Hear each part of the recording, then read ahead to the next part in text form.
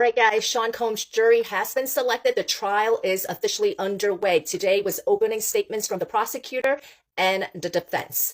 On Monday, today, the prosecution and defense in the Sean Combs sex trafficking trial successfully narrowed down the jury pool to 12 people who will serve on the trial, plus 6 alternatives. Jurors were sworn in immediately after, is 8 men and 4 women. And opening statements were conducted during a morning session. Jury selection began last week. You're going to know about this case, especially if you are in New York City. People know who Sean is, Sean Combs. He has been a very prominent figure in the entertainment industry in New York City. For several days, the judge questioned the jury pool on a number of topics, ranging from their feelings towards law enforcement to what kind of music they listen to. He reminded jurors that Combs, who faces charges of sex trafficking, transporting to engage in prostitution, and racketeering conspiracy, is a RICO charge. With a RICO charge, you only need to prove conspiracy, which means that they don't directly need to tie you to a crime. They just need to connect you to the conspiracy to get a RICO charge. RICO charges are very, very hard to beat. So even though in this country, in the United States of America, everybody is presumed innocent until proven guilty, the fact is, most of the time, people see you as somebody who is already guilty because you're being charged with a crime, and you more or less need to persuade the jurors, your peers, even though the law says otherwise. Because the law actually says that the burden is on the prosecution, not on the defense. The defense attorney doesn't need to prove their client's innocent. I mean, if he wants to buddy up to Donald Trump, he could get a pardon. Okay, so right now, testimony has begun in the federal criminal trial of Sean Diddy Combs in New York City. Prosecutors claim Combs coerced at least 3 women into engaging in sex acts with him, and at times with male prostitutes, during occasions known as freak-offs, where the women were allegedly drugged and forced to engage in sex for days. The first person to testify was a LAPD officer. Officer Israel Flores testified that Sean Diddy Combs approached him in the hotel room with a wad of cash that he interpreted to be a bribe. Flores took it to mean, "Don't tell nobody," he said on the stand. He declined the cash and told Combs he'd be charged for any damage, and instructed the music mogul to stay in his room. This is about the Cassandra Ventura when she was basically beaten in the hotel lobby. Officer Israel Flores testified that he caught up with Casey Ventura as she left the hotel and headed toward the outdoor valet area of the hotel. She had a purple eye. He said Flores asked her if she wanted him to call the cops, but she repeatedly said that she wanted to leave. He testified. After Ventura left, Flores went back to Sean Diddy Combs with another guard to reinterrogate the hotel policy. Combs stepped into the hall and closed the hotel room door behind him, Flores said. At one point, Combs grabbed the other guard's phone,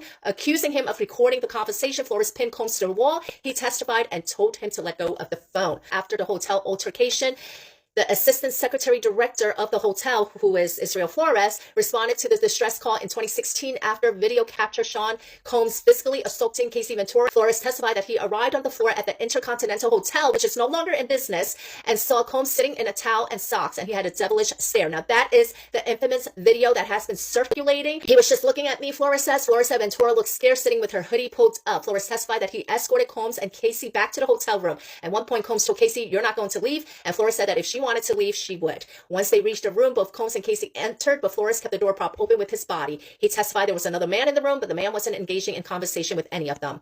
The surveillance system monitored roof, interior, and parking lot of the hotel.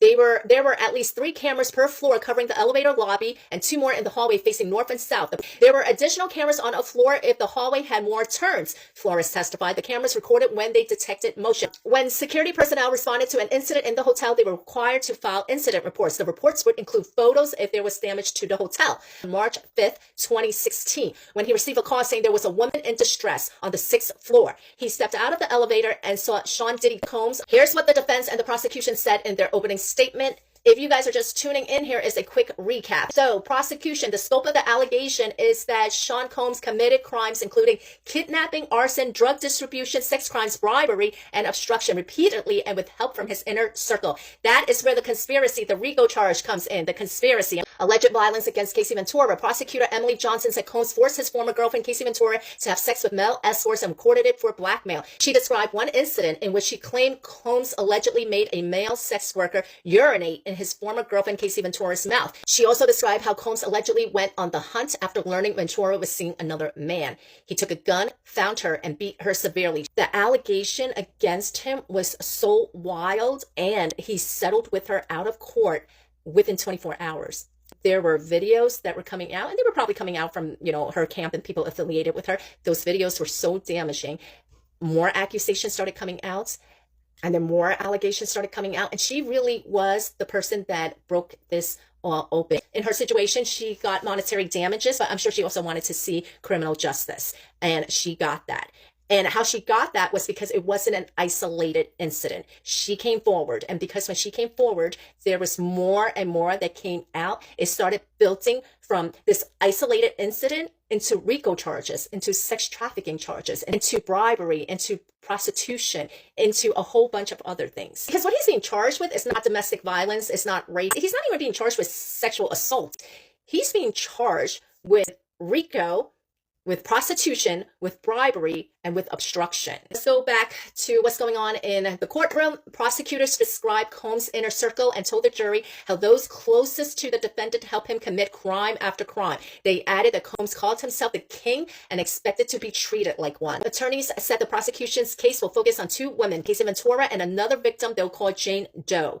Johnson described the multi-day events that Combs allegedly orchestrated, where women, including Ventura, were allegedly drugged and forced into unwanted sex acts. She said Combs made Ventura take drugs beforehand and physically assaulted her to show who was in charge. Johnson said that the RICO charge against Combs covered his alleged plans carried out with his high-level employees and bodyguards. Together, they agreed to commit different crimes: kidnapping, arson, distributing drugs to other people, exploiting employees for labor. Assistant Attorney Johnson described various records that will come up during the trial, including dozens and dozens of text messages about freak-offs, bills for hotel rooms, car services, and damages to hotel rooms. She said the jury will also be shown video evidence of portions of the freak-offs. Combs' defense attorney is saying that Combs is a complicated man, that the case is about love, jealousy, and adult choices, not RICO or sex trafficking, stating that Combs is a very flawed individual and admits to jealousy-driven domestic violence, but deny on trafficking and conspiracy charges, or the RICO charges. His attorney is saying that while Combs takes full responsibility for acts of domestic violence in this case, domestic violence is not sex trafficking. Jurors were also told not to judge Combs for his sexual preferences. The 2016 video, the infamous video of the hotel lobby in which Combs is seen assaulting Ventura, indefensible, but insisted is evidence of domestic violence, not sex trafficking. The defense also claimed Ventura willingly stayed with Combs for 11 years and left on her own terms, contradicting prosecution claims of coercion. His attorney also said that explicit videos of the freak-offs may be uncomfortable to watch, but show consensual acts and not based on coercion. His attorney referenced the massive amount of baby oil that was seized by law enforcement searching Combs' homes last year. You may know of his love of baby oil. Is that a federal crime? No. His attorney ended her opening statement by urging jurors to consider motive as they hear testimony during the trial.